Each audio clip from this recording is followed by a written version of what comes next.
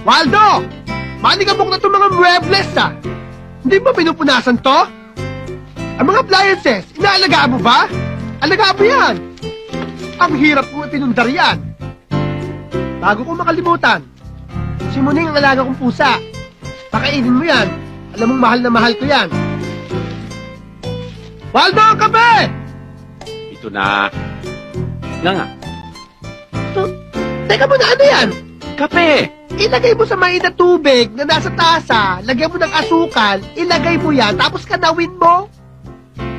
Hindi mo naman kasi sinabing ipagtimpla kita ng kape. Ang sabi mo, basta kape. Oo nga. Waldo, pakitimpla mo na naman ng kape. Ayan! Nagkaintindihan tayo.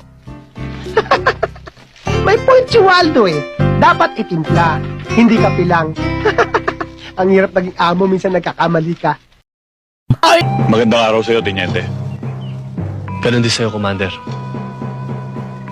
Mabuti naman at nakarating kayo sa lugar na ito na maluwalhati. Commander, nais ko ipaalam sa'yo na makabubuti siguro magkaisa tayo tungo sa kapayapaan. Ayaw din namin na labanang ito. Labag din sa kalooban namin na makitang kapwa Pilipino nagpapatayan. Katulad ninyo, naghahangad din kami ng kapayapaan.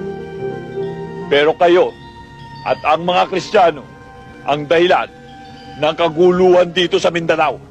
Ang Mindanao ay para sa mga Muslim,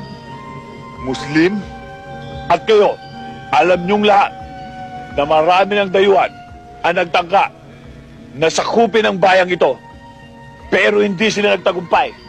Ngayon, nakalulungkot na isipin, kapwa Pilipino pa nagiging kalaban namin mga Muslim.